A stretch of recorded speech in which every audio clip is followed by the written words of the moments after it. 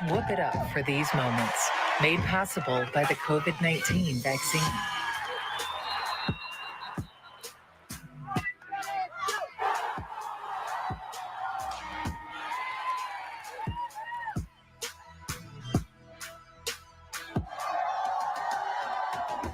Keep the cheering going by keeping yourself protected and your COVID-19 vaccines up to date. Fire Prevention Week is just around the corner. Join volunteer, part-time, and on-call firefighters at this year's Fire Open House. Catch up on your fire safety knowledge with live demonstrations and hands-on activities. Chat with local businesses and resources about fire prevention, see some familiar faces, fight future fires, and make some new friends. The West Bloomfield Fire Open House, October 2nd from noon to 3 p.m. at Fire Station 1 on Orchard Lake Road. In the face of COVID-19, staying healthy is important. And now the same is true as we face the flu. Influenza has the potential to infect millions, putting lives and the healthcare system at risk. Fortunately, it's easy to protect yourself. The flu vaccine is safe and effective, and with COVID-19 still spreading, it's essential.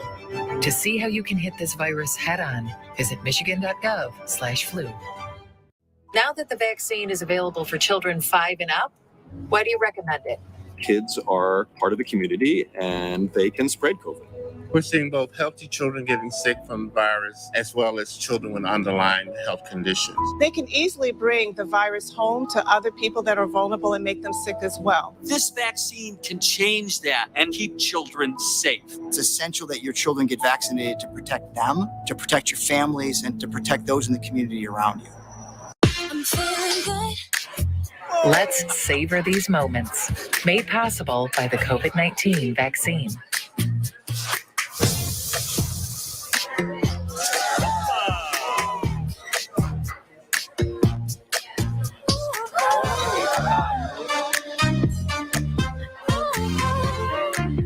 Keep the dining out going by keeping yourself protected and your COVID-19 vaccines up to date.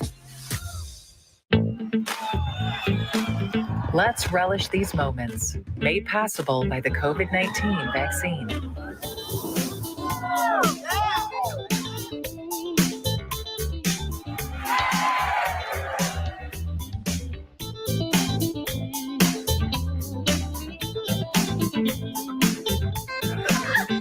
Keep the festivals going by keeping yourself protected and your COVID-19 vaccines up to date. Can I ask you a question? Why do you want to get the COVID-19 vaccine? I don't like getting sick. The virus will die. It will be easy to not catch it. Keep my family safe and keep playing soccer. Because I love being vaccinated. What's your hope for everyone? I hope everybody gets the vaccine to keep safe and strong. Be happy, having fun everywhere. Everyone stay safe and hope you get the vaccine. Let's whoop it up for these moments, made possible by the COVID-19 vaccine.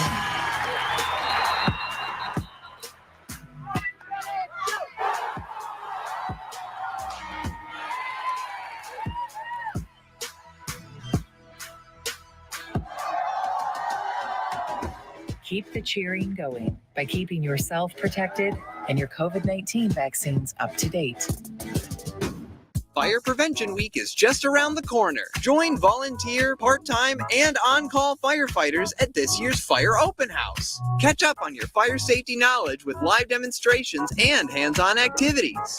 Chat with local businesses and resources about fire prevention, see some familiar faces, fight future fires, and make some new friends. The West Bloomfield Fire Open House, October 2nd from noon to 3 p.m. at Fire Station 1 on Orchard Lake Road. You're listening to 89.3 WBLD Orchard Lake and 88.1 WBFH Bloomfield Hills. Today's edition of the Megacast begins now.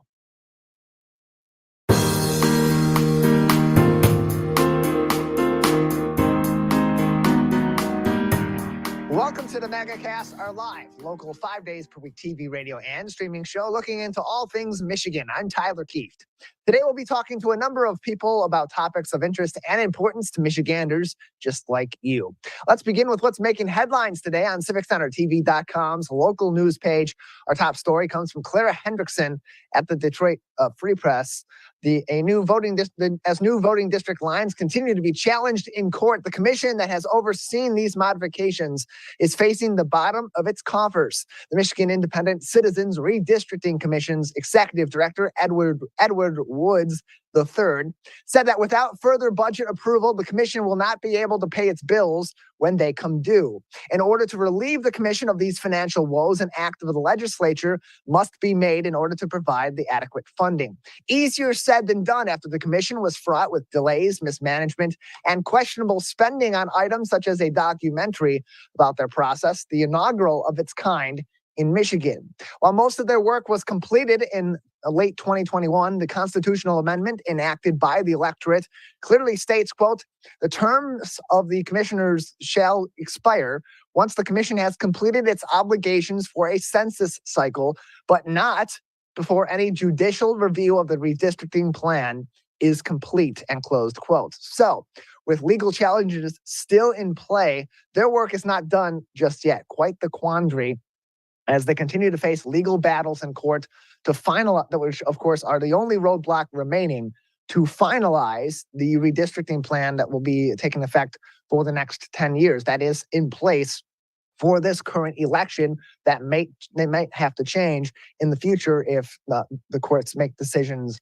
that affect the outcome of these lines. That being said, in order to make those changes, the commission needs to be able to do their work. While these commissioners were selected out of the public to join this commission, they are paid commissioners. They are paid for this work, and they also have to do a lot of other work as well that involves paying for some services, including legal services for these court proceedings, and to make sure that the commission is following their duties by the book. So that all, of course, costs money, and if they're running out of money, that can create quite the problem at the state level for this first-time commission in Michigan, which, yeah, they've made a lot of mistakes, but it's also the first time that this has been done in Michigan, where previously it was a culture of gerrymandering in the state of Michigan, where the party in power in the legislature would redraw the lines every 10 years. Now it's being done by citizens like you.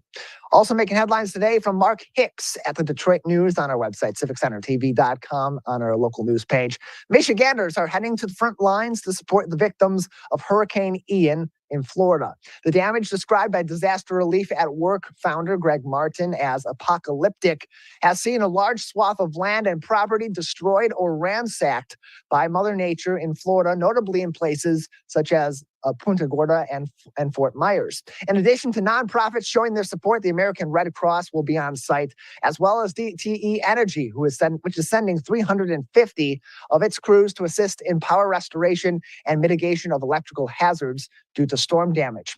Hurricane Ian, of course, struck the coast of Florida earlier on this week, making landfall as a Category 4 hurricane. That is the second highest category of hurricanes behind, of course, Category 5, Category 4, and it was a hit on land in Florida earlier on this week on the eastern coast. Finally, making headlines today on CivicCenterTV.com's local news page from MLive's Lee Thompson. A Lansing area school is calling it a season for football with over 1,400 students. Okemos High School qualifies as a Division II program. So why is their season over just as we are preparing to enter the 6th week of MHSAA football tonight? Well, they ran out of experienced players. Despite the varsity squad being shut down for the year, the Lansing State Journal reported that Okemos will continue to field its junior varsity team for the remainder of the season. In shutting down its varsity team for the year, Okemos forfeits the final remaining 4 games on its schedule. Okemos notified its Week 6 opponent, which was scheduled to be Clare High School, of their decision to shut down operations for their varsity squad last week, Friday. Clare receives a forfeit win as a result for their varsity team and will not be playing football this week as a result. So that brings up the question. Well, you don't have enough experienced players on your varsity team. Why not bring up players from your JV team to be support, and those that are down the depth chart for your varsity team now become the starters, now become the leaders of your team? Well, it presents several problems. One, there is a strategic issue with that. You're going up against far more talented teams, far more formidable teams that know entirely what they're doing. They know their game plan. They know their playbook. That creates a significant competitive imbalance between your team, in this case, Oakland High School, and all of your opponents. Beyond that, there are the physical hazards that come along with playing football as an inexperienced player against more experienced players. Often when they say inexperienced, they mean players that are new to the varsity squad. They mean players that are young, sophomores, maybe even freshmen on the team, first-time varsity playing juniors that may not be entirely familiar with what their team is doing at the varsity level, or may just not be physically ready to play football at that level. And of course, football is a highly physical game. We saw just last night, Thursday Night Football, one of the premier quarterbacks in the National Football League, Tua Tagovailoa of the Miami Dolphins, had a second significant head injury in just the last week.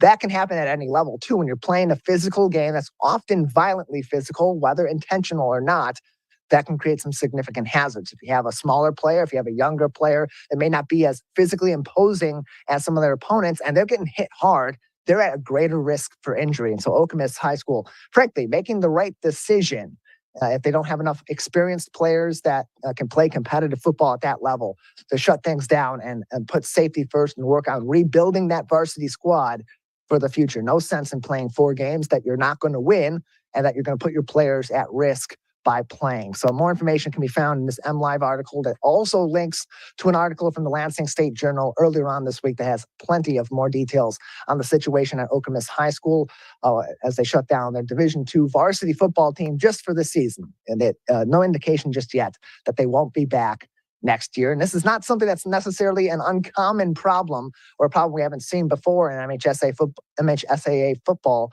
Recently, just 9 years ago, my alma mater, Andover High School, shut down its varsity football program, actually its football program entirely in the middle of their season in my senior year because they ran out of healthy players. They were fielding less than 11 players on their varsity squad, shut the whole thing down. So it's not entirely uncommon that this happens, but still, very peculiar situation at Oakland High School. And of course, we hope that they come back with some strength next year and some experience next year to continue to play football in mid-Michigan. All those headlines are on our website, civiccentertv.com, on our local news page, along with links to COVID-19 updates from the Centers for Disease Control and Prevention, the Michigan Department of Health and Human Services, and the Oakland County Health Division. We have a great program ahead on this Friday edition of the Megacast. Up next, we'll talk about the growing population of coyotes in Michigan with the Department of Natural Resources, Adam Bump. That's up next. You're watching and listening to the Megacast.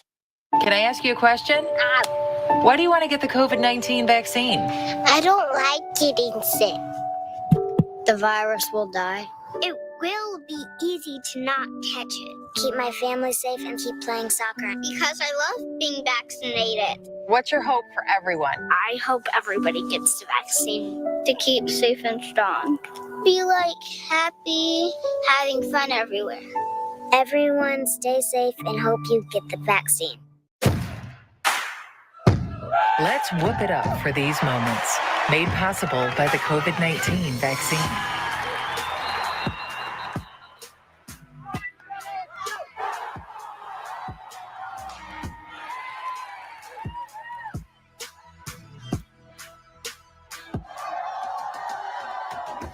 Keep the cheering going by keeping yourself protected and your COVID-19 vaccines up to date.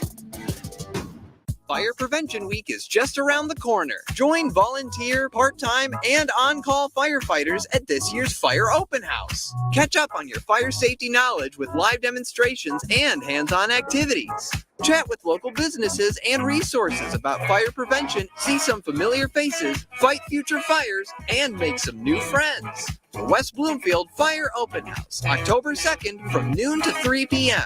at Fire Station 1 on Orchard Lake Road. In the face of COVID-19, staying healthy is important. And now the same is true as we face the flu. Influenza has the potential to infect millions, putting lives and the healthcare system at risk. Fortunately, it's easy to protect yourself. The flu vaccine is safe and effective, and with COVID-19 still spreading, it's essential. To see how you can hit this virus head on, visit michigan.gov/flu.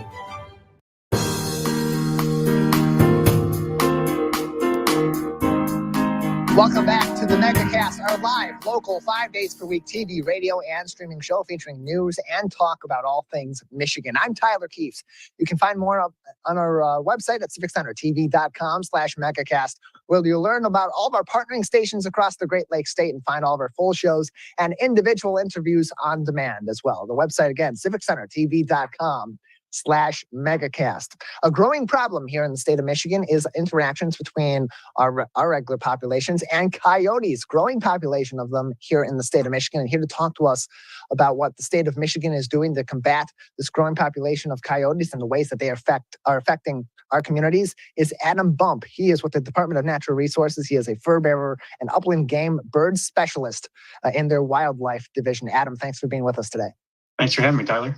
Appreciate having you on. So approximately how many coyotes are there per the DNR's estimates in the state of Michigan? And at this current time, how much is that estimate veering from what's normal among this population in our state? Well, Michigan actually doesn't have a population estimate, statewide population estimate. Fur bears like coyotes can be extremely difficult to generate a population estimate. And it's not always the most useful number to try to track trends in coyotes and to manage them. So what we look at is impacts. So the types of things, problems they may be causing or positive impacts some wildlife have.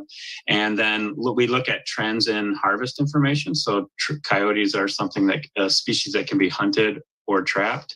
And some of that data from harvest surveys can give us idea of how the population is trending in broad context. In recent years, I would say that the population has probably been pretty stable. But if you go back, say, let's start in the 70s or 80s, coyote populations are dramatically higher than they would have been in the 70s or 80s. I think a lot of the current questions and issues with coyotes are probably more related to changes in behavior or their ability to adapt to more urban and suburban areas where people may be seeing them more, even if the population isn't necessarily higher. So, Adam, where typically are we seeing these coyotes be particularly problematic in our state? Is it more in the rural areas, or have those problems really begun to arise in more of the suburban and urban areas of Michigan? I think the number of public complaints or public concerns that we hear is higher in suburban and urban areas. And I think there's a number of reasons for that. In rural areas, it's more likely that people are hunting and trapping them or are able to legally hunt and trap them and don't have restrictions that might exist in an urban area.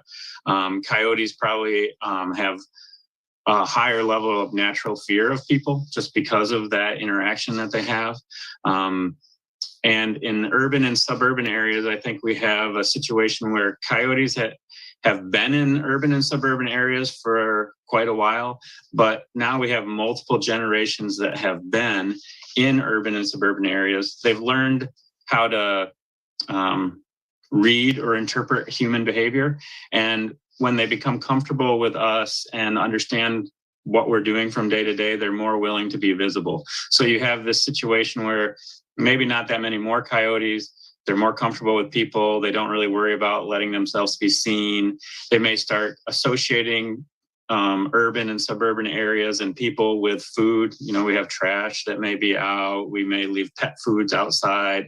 And so that association with food makes them even more willing to allow themselves to be seen. So, and just that being seen or heard often increases public concern and increases the number of calls or questions that we get about coyotes.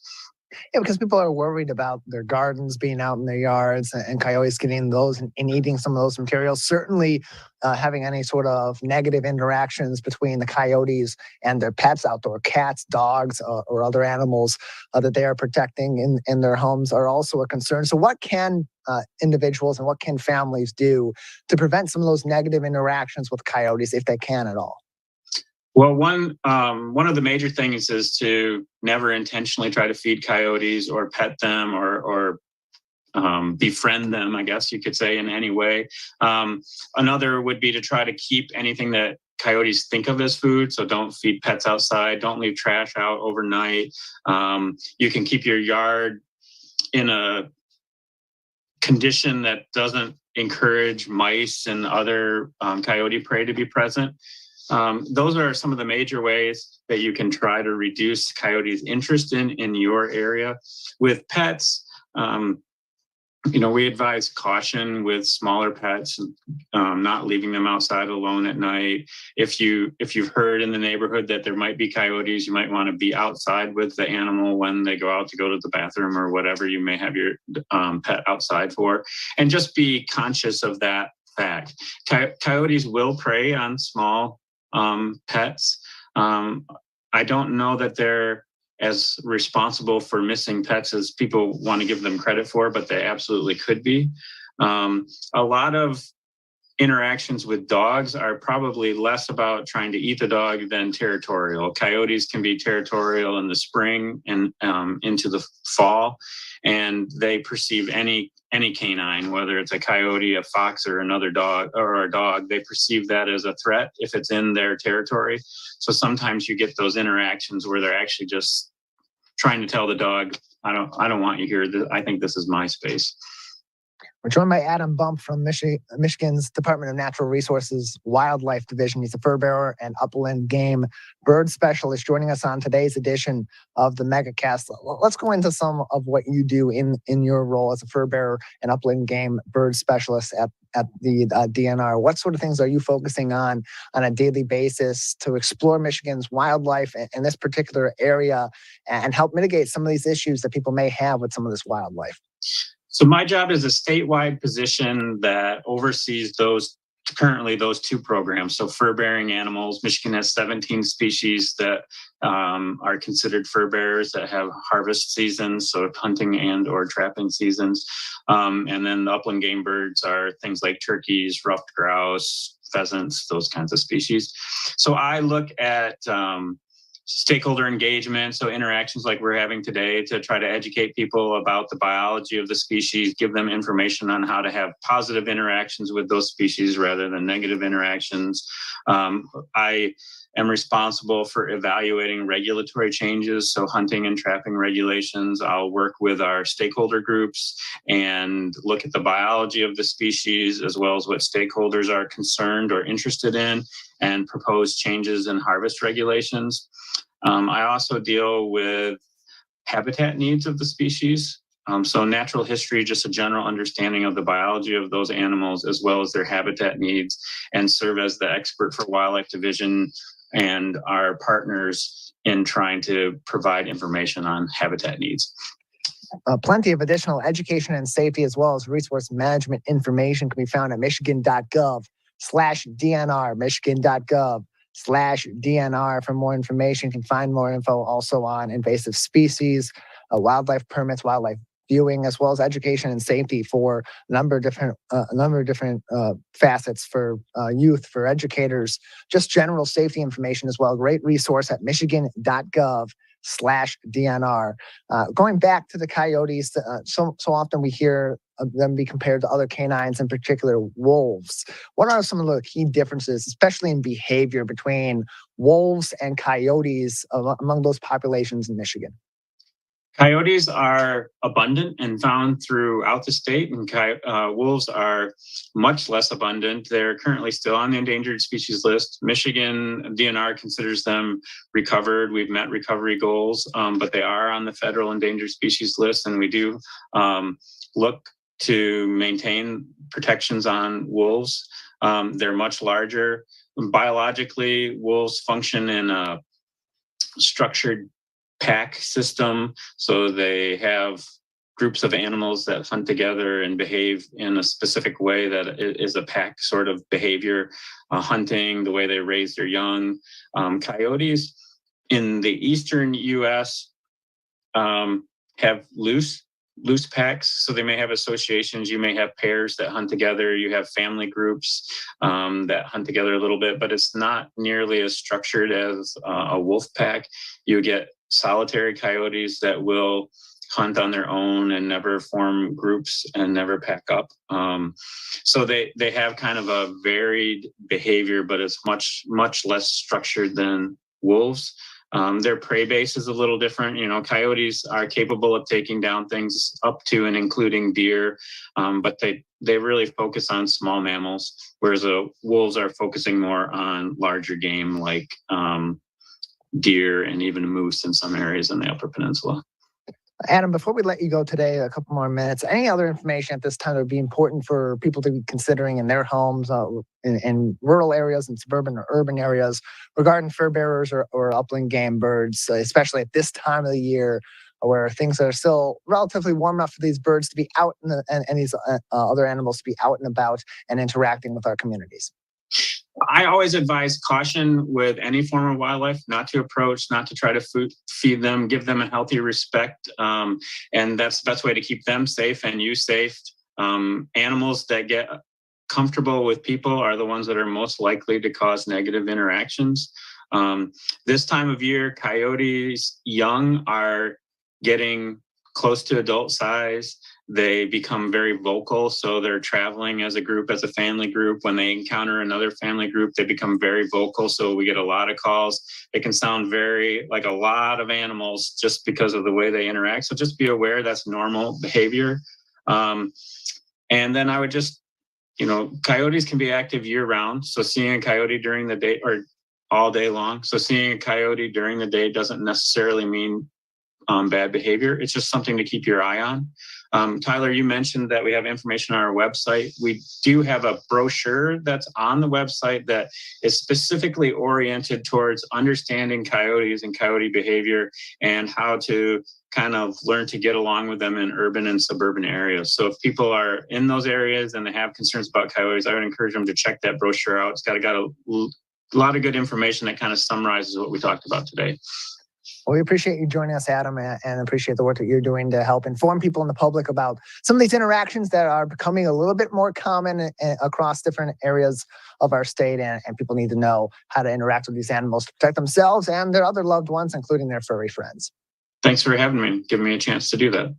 No problem. Michigan.gov/DNR for more information and resources of this kind. We'll take a break. On the other side, Michael Greiner from Oakland University joins us to talk about how the U.S. dollar is comparing to currencies across the world, plus controversy in spending from a nonprofit in Mississippi for what was supposed to be charity, as well as some backlash against the Biden administration's proposed student loan relief. That's coming up next. You're watching and listening to the Megacast. Now that the vaccine is available for children 5 and up, why do you recommend it? Kids are part of the community and they can spread COVID. We're seeing both healthy children getting sick from the virus as well as children with underlying health conditions. They can easily bring the virus home to other people that are vulnerable and make them sick as well. This vaccine can change that and keep children safe. It's essential that your children get vaccinated to protect them, to protect your families, and to protect those in the community around you. Let's savor these moments. Made possible by the COVID-19 vaccine.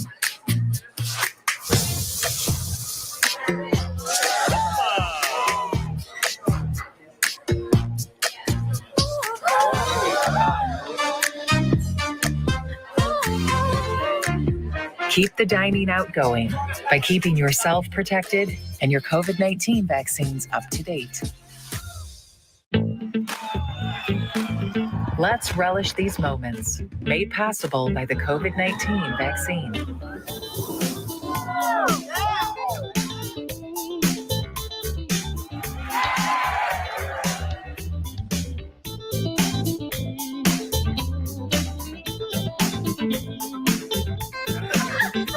Keep the festivals going by keeping yourself protected and your COVID-19 vaccines up to date.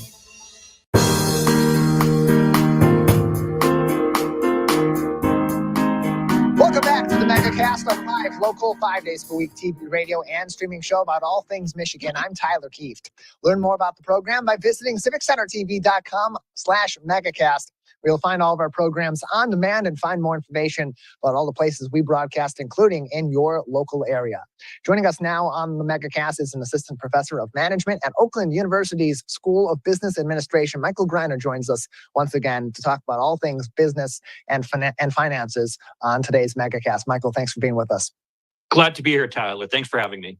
Yeah, good to have you on with us. And we start off with what seems like pretty good news. The U.S. dollar is currently doing pretty well in comparison to some other currencies across the world. So on the surface, when you hear that, when you see a headline from an outlet like the New York Times that says the dollar is strong, you think that might be really good news for us here in the U.S. But comparing with other world economies where their currencies aren't really comparing very well to the U.S. dollar, what does that mean for the state of the U.S. dollar? Well, it is good news. You're right about the U.S. economy in particular, and kind of for all of us living here in the United States, because of the fact that with a stronger dollar, it makes it cheaper for us to buy goods that we import from overseas. So as a result of that, this is actually something that's been somewhat reducing the pressures of inflation, the fact that the dollar is so strong. The problem is that we're living in an extremely integrated economy throughout the world right now. And if things get really bad, say in China or in Japan or in Europe, then that can come back and affect us here in the United States as well. And as it turns out, the strength of the dollar is reflected in relationship to those currencies overseas. So things like the Chinese yuan, or the Japanese yen, or the euro, or the British pound are all way down compared to the dollar. And that's pretty unusual for there to be such a drop, because of the fact that you will see this a lot of the time with, say, less developed countries. But we're talking about rich countries here that are absolutely getting clobbered by the dollar. Now, there are a number of reasons that the dollar is so strong. And if I could just take a step back for 1 second, just to give a little bit of background as to how we determine the value of currencies. It comes down to, like anything else, there's a market for it, a global market. And what happens is, as countries will trade with each other, so say we go and buy a bunch of stuff from China. Well, what will happen as a result of that then is China will have a bunch of dollars. And what they want to do then is convert that into the Chinese currency. Well, because of the fact that then they're selling dollars and buying the Chinese currency, well, that will drive up the value of the Chinese currency then. So typically, having a strong economy is reflective of having a strong currency. And that gets complicated. That gets complicated a little bit more, because the fact that you'd think, given the fact that we do have these trade deficits with China, with Canada, et cetera, that as a result of that, the dollar wouldn't be doing so well. But it is doing well. And that brings us then to the next phase of this analysis, which is investment money. And where do investors want to put their money? Well, right now they want to put it in the United States, basically for two reasons. One is that the Fed is dramatically increasing interest rates. And what that means is putting your money in the United States means you're probably going to get a higher rate of return here. So they want to buy things like treasury bonds. They want to buy bonds that are denominated in dollars. They want to invest in assets here in the United States because of the fact that the higher interest rates are going to make those things more valuable. The second thing is that there's a lot of chaos going around in the world. As we know, there's this war going on in Ukraine. There's all kinds of unusual activity going on in the economy in China, for example. Europe looks like they're about to go into a major recession as a result of the energy crisis. And so as a result of that, again, investors are looking for a safe place to put their money. And the safest place historically to put your money is in dollars. So as a result of that, there's huge demand for dollars right now in the global markets. People are trying to get rid of these other currencies. That drives down the value of these currencies, and it makes the dollar more expensive. So again, good news for us, right? But again, when you look at it within the context of us having this global economy, if things aren't going well, say in Britain or in Europe, or for that matter, in Latin America, then those problems can sometimes creep over and affect us here in the United States. So it's a kind of a delicate balancing act that we want. We want to have a strong dollar. And the traditional policy here in the United States is what we call defending the dollar, where we try to make sure that it stays as high as possible. But by the same token, what that does is it risks potentially throwing, say, certain less developed countries into defaulting on their foreign debts. Because you have to remember, most debts are denominated in dollars. Most trade is in dollars. So as a result of that, a lot of countries around the world now are facing food insecurity because they're trying to buy imported food, and that food is denominated in dollars. And if their currency is worth less relative to the dollars, it makes it more expensive for them to buy that food. So suddenly we're facing a problem where you could be dealing with hunger around the world. You could be dealing with debt defaults around the world. And these are all things that the United States is going to want to step in and address, because if you have some type of insecurity somewhere in the world, then that threatens kind of the global order of which the United States is a part. And that's where we have repeatedly stepped in and tried to avoid, say, a Latin American debt default, or tried to avoid, some major, a government essentially falling apart because of food insecurity among its population. Just to give you a sense of how dramatic the rise in the dollar is, though, I mean, I remember when I was a kid, the British pound was about £3 to the dollar. People used to talk about how expensive it was to go to England for a vacation. Then about 20 years ago, when I was in my 30s, I took my family to England for a vacation. And I remember my wife talking about the fact that you could pretty much, it seemed like things were priced the same as they are in the United States. So like if a sandwich here were $1, it'd be £1 in England. The difference is that a pound was twice as expensive as a dollar.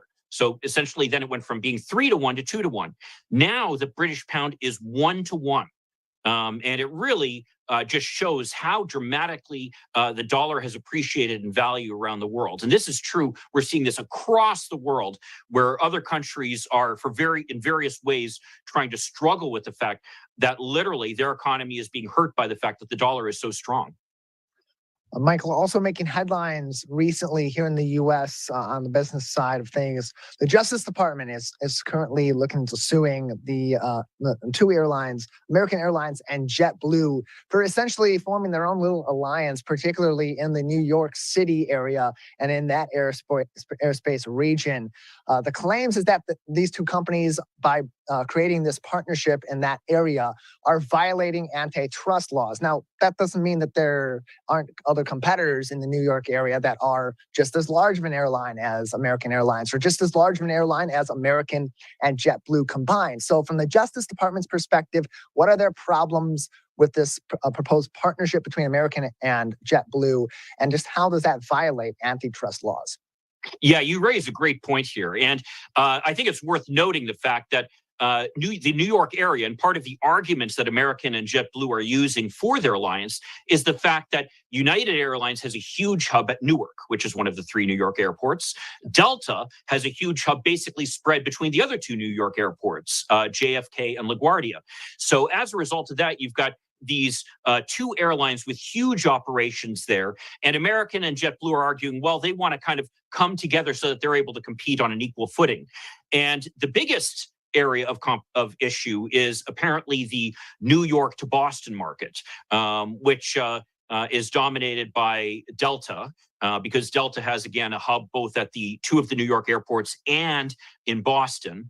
JetBlue has a hub in Boston, and American also has a pretty large operation in Boston. So the concern is that you'd literally be going from 3 large airlines in Boston down to 2.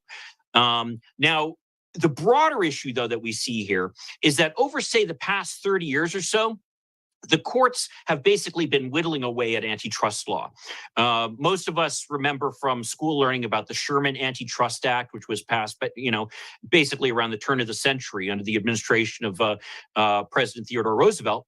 And the reason it was passed is that you had these huge robber barons, as they called them, basically who had consolidated different industries together and created these trusts. And they wanted to break them up because these trusts were making it a situation where they had monopoly power. They were able to increase the prices without fear that competition was going to come in and undercut their price and take away customers from them because they had so much market power. So traditionally, the way then that courts have interpreted this is that they've looked at it as you need to show, to prove an antitrust case, you need to show that consumers will be harmed by it, that there's some lack of competition that will result in prices going up or in less choices being available to consumers. And what's more is there's nothing wrong with a company just becoming big on its own. Where courts and the government have a problem under antitrust law is if a company will either try to buy a competitor to reduce competition, or they will use their strength in a different market to try to essentially dominate another industry. Let me give you an example of that. Many of us are familiar about the case against Microsoft a number of years ago that actually was basically successful. Ultimately, Microsoft settled. They end up getting rid of some assets, changing the way that they did business in certain ways, and ended up having to pay some fines as a result of it. Well, the basis for that lawsuit was that at the time, Microsoft had essentially a monopoly on the desktop systems that were out there, with Windows. All of us know about Windows. And at the time, Windows had, I think, more than a 90% market share of desktop computers. So they were really dominant. And at the time, Microsoft had kind of miscalculated the impact that the internet was going to have on computing. And all of a sudden they realized, oh my gosh, this could be really big. And they suddenly wanted to turn things around. Well, at the time, the browser that was preferred was this browser called Netscape Navigator. Some of us may remember, some of us may have even used it. But what Microsoft did is, given the fact that pretty much everybody had on their computer a Windows desktop, they automatically put on there their browser, Internet Explorer, making it much easier to get than having to send away for the disks. We remember that we had to send away for like these CD-ROMs and put them in our computer to be able to get Netscape Navigator. So that put Netscape at a real disadvantage, and basically resulted in Windows ultimately driving Netscape out of the business. I assume that, like most people here, there isn't anybody out there using Netscape Navigator right now. So it shows. So that type of behavior is problematic to the government. So right now, the government, though, is trying to kind of shift gears, where the government has kind of put these restrictions where you have to show that there's this anti-competitive effect that's going to hurt consumers before they will step in and do something. And the government is arguing, look, there, aside from the direct impact on consumers, there's been a lot of consolidation across American business overall. And that's true in any industry. You can see where just business has become much more consolidated. There are fewer competitors. And the irony is, in many cases, it hasn't really hurt consumers. In fact, in some cases, consumers have benefited. Look at Amazon. By way of full disclosure, I am an avid user of Amazon.com, as I think most people are out there. They provide a great service. They provide great prices. So why am I going to complain about Amazon being big and becoming so dominant in the industry? But who it has hurt is it's hurt its suppliers, where Amazon's strength in that market has created a situation where they're basically able to dictate terms to, say, publishers or to people who are trying to sell products through their operation. And they've been able to kind of close out certain industries to other kinds of competitors, like, say, the e-readers. You don't see many e-readers out there other than Kindles right now. And so the concern that the administration now is saying is that even if there isn't necessarily a big impact on consumers, just the fact that they're big is something that we should worry about. And the sense is that this case is essentially a test case for that, where it's going to be hard for the administration to show that, oh, there's this direct impact from this alliance between JetBlue and American on consumers, because of the fact that you do have Delta and United with their big operations in New York already. But the fact that they keep getting bigger and these airlines keep consolidating and there's less and less competition out there. I mean, many of us here in the Detroit area remember Northwest Airlines. What happened to them? Well, they consolidated with one of the other airlines, So there's this declining amount of competition overall. And the administration basically wants to have a test case where they say, okay, being big in and of itself is a problem. Having an industry that's consolidated in and of itself is a problem. And we shouldn't have to prove specifically that there's some harm that comes to the consumers as a result of this, because overall it's bad for the economy. According to an August article from Taylor Raines at Business Insider, JetBlue, number 13, largest airline out of 20, their top 20 in the world. Number 2 is American Airlines. United is at 6, Delta at number 3. Michael Greiner from Oakland University joins us on today's edition of the Megacast. Michael, a couple more minutes with you today. I want to go over this before we let you go. An Indiana legal group is challenging the Biden administration to attempt to block its new student loan debt relief plan. Where is that at as it currently stands? And what is the basis that this group in Indiana is putting behind challenging this front from the Biden administration? Yeah, I'm glad you bring that up. And actually, today we just got news that there is another lawsuit that's been filed. And this one has been filed by the attorneys general of, I believe, 6 states against the administration. And basically, the argument is that Congress, according to the Constitution, has power to allocate money.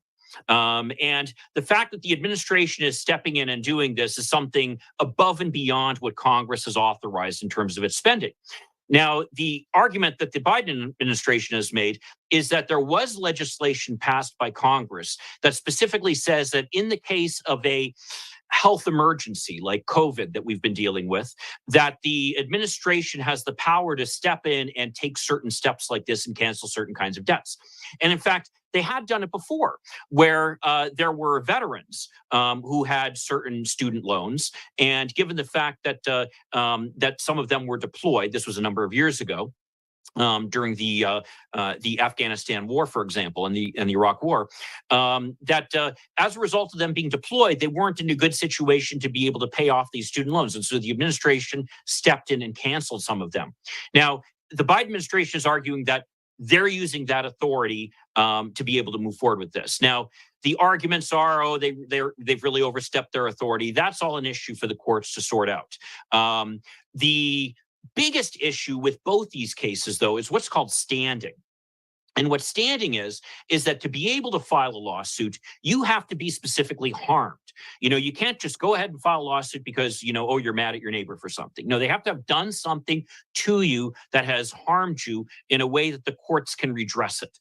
Courts don't like to, talk about theoretical issues. They want to step into what they call actual cases and controversies, where there's really something that is an issue between the two parties that they can resolve. So in the case of this this Indiana legal group, which, as I understand, has the backing of some billionaires. Some might be familiar with the Koch brothers. Apparently, they're kind of backers of that group. But one of their attorneys actually is the plaintiff in that case. And what he's arguing is that he currently receives certain the potential for certain of his student loans being forgiven because of the fact that he receives the benefit under a special income-based repayment plan for people who've gone into public service of some kind. So as a result of that, he's saying that if he does this for a certain number of years, whatever remains on his debt would be forgiven and he would not have to pay taxes on that. Indiana, though, is a state that has said that it's possible that people who actually receive this debt forgiveness would be treated as if they had received income. And that's frequently a case when debt gets forgiven, it gets treated as income. And so the argument is that because of the fact that right now he wouldn't have to pay income taxes on any debt forgiveness, and this plan would make him have debt forgiveness that or would make him pay taxes on it, that as a result of that, he's been harmed. Now, I got to tell you, I think that's a weak argument, in large part because of the fact that the administration, number one, hasn't really announced all the details of the plan. But from everything I've seen, it's going to be voluntary. So if he thinks that he's in a better plan where he's at now, he just stays there. And that kind of destroys the legal arguments that he's made. The attorneys general, though, have a little bit of a bigger issue where they can argue that somehow their state has been harmed, that there might be state funds that might have come to the state as a result of the fact that Congress had made certain allocation decisions, which can't happen now because of this debt forgiveness. Frankly, I believe the attorneys general might have a stronger arguments than this legal group. But again, you never know with courts. We'll just have to see how these things proceed. Well, Michael, appreciate your time. Thanks for giving us some insight on some of these very important and very intricate issues. Happy to be here. Thanks a lot, Tyler. Have a great weekend. You as well. We'll take a quick break. On the other side, we'll talk to a CEO of a company called Popcorn and Books. The twist, that CEO is just 10 years old. That's coming up next on the Megacast. Can I ask you a question? Why do you want to get the COVID-19 vaccine? I don't like getting sick. The virus will die. It will be easy to not catch it. Keep my family safe and keep playing soccer because I love being vaccinated. What's your hope for everyone? I hope everybody gets the vaccine to keep safe and strong. Be happy, having fun everywhere. Everyone stay safe and hope you get the vaccine. Let's whoop it up for these moments. Made possible by the COVID-19 vaccine.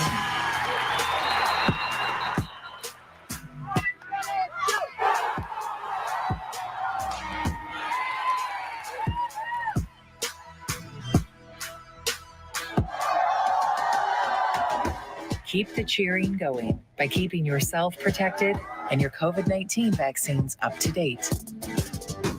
Fire Prevention Week is just around the corner. Join volunteer, part-time, and on-call firefighters at this year's Fire Open House. Catch up on your fire safety knowledge with live demonstrations and hands-on activities. Chat with local businesses and resources about fire prevention, see some familiar faces, fight future fires, and make some new friends. The West Bloomfield Fire Open House, October 2nd from noon to 3 p.m. at Fire Station 1 on Orchard Lake Road.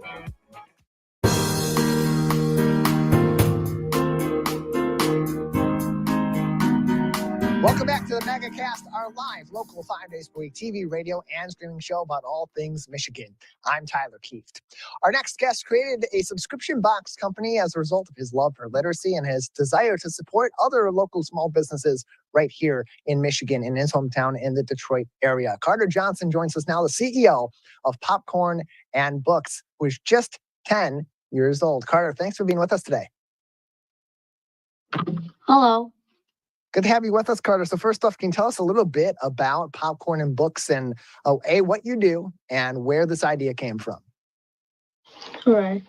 Hello, my name is Carter, and I am 10 years old from Detroit, Michigan. I'm the CEO of Popcorn and Books, where I encourage kids ages 5 to 10 to read more and to enjoy reading one book at a time. So why are books so important to you, Carter? What made reading and books so much of a favorite thing for you?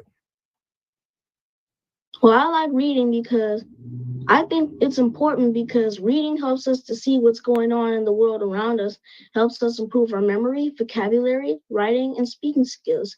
It makes our mind grow, and it's the key to lifelong learning. And so what are some of your favorite books, Carter?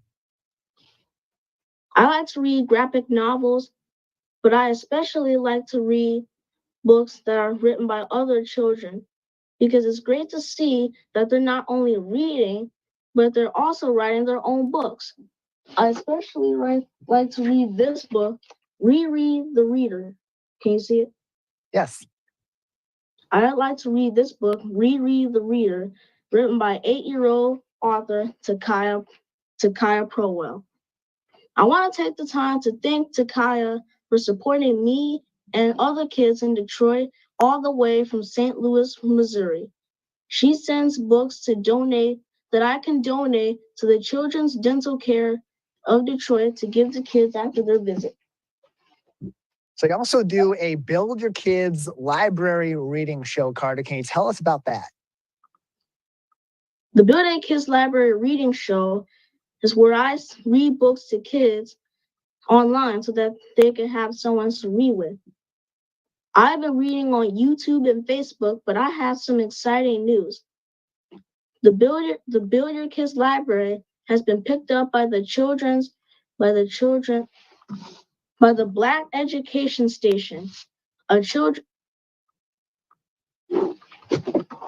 Oh, that's good. We'll have we'll kind of get his notes there so you can get more information. a black education station that provides educational content for children ages 0 to 10.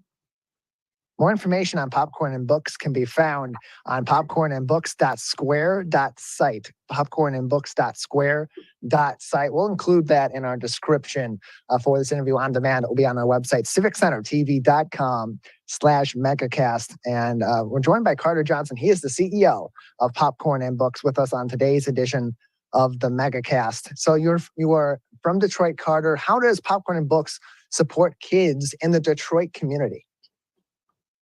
Well, the Build a Kids Library program is where we send books to kids ages 5 to 10 in Detroit and the surrounding areas at no cost to families. And so if people want to support Popcorn and Books and all the work that you do to support reading, to support other small business owners in the Detroit area and the Detroit community, how can people donate to Popcorn and Books? You can go to my website, www.buildakidslibrary.org/donate. buildingkidslibrary.org/donate for more information. Carter, this is a really great effort you've put forward. You're doing some great things right here in the Detroit area to support kids, to support literacy and more. Is there anything else you'd like to tell us about Popcorn and Books or any of the other efforts that you are making at this time? Well, Popcorn and Books is a 501c3 nonprofit organization that relies on the community to provide books to kids, so any and all donations are greatly appreciated. I would like to read a couple of feedback that we got from families. One of them said, "We got another book. He's been enjoying them. He has me read to him, and sometimes he reads parts, and he takes them to school. This is such a blessing." And another one says, "Thank you so much for all that you're doing with getting your children's library started. Thank you, Carter and family and all involved." More information again. Please go ahead, Carter. "Thank you so much for our book. She loves it every time she gets a new one. We appreciate them so much." This is the last one, and this is from a school teacher. "My students and I love Build a Kids Library and the books they receive every month. Every time they receive their book, they're all aglow and excited. They take turns reading their books in class. It's been rewarding seeing how excited they are to build their library. Thank you so much." Well, we appreciate it, and thank you so much, Carter, for all that you're doing to support reading and support your neighbors in Detroit and all throughout Michigan with this effort. More information, of course, can be found on his website, popcornandbooks.square.site for more info. popcornandbooks.square.site. Carter, thank you so much for joining us. You're welcome. Appreciate it. As it says behind Carter, reading is epic. You'll see that in the on-demand video on our website, civiccentertv.com/megacast. Again, you can find more information, get a subscription box yourself from Popcorn and Books, and donate to support the 501c3 organization that Carter is running by visiting popcornandbooks.square.site. That is going to do it for this week's editions of the Megacast. We encourage you to go to our website at civiccentertv.com/megacast, and you'll find more information on all of our partnering TV, radio, and streaming stations all across the Great Lakes state, joining us every single day, 5 days a week from 10 a.m. to 11 a.m. live, as well as throughout the afternoon and evenings and weekends for replays and live to tape as well. civiccentertv.com/megacast. There, if you're just tuning in or you missed some of our interviews, you missed our discussion with Carter about the remarkable things that he is doing in Detroit, you can find more information on that. You can watch those interviews and full episodes on demand as well on civiccentertv.com/megacast. While you're on our website, click over to the local news page as well, where you'll find information on COVID-19 that's updated daily by the Centers for Disease Control and Prevention, the Michigan Department of Health and Human Services, and the Oakland County Health Division. In addition, we pull articles from many journalistic outlets all across the state of Michigan to keep keep you informed on topics both on the COVID-19 front and beyond. While you click through those articles, read them in full, read their supporting materials, we highly encourage you, if you have the means to do so, to subscribe to these publications and support journalism all throughout the state of Michigan, including in your local area, to help keep yourself and your community informed on a number of different topics. CivicCenterTV.com's local news page.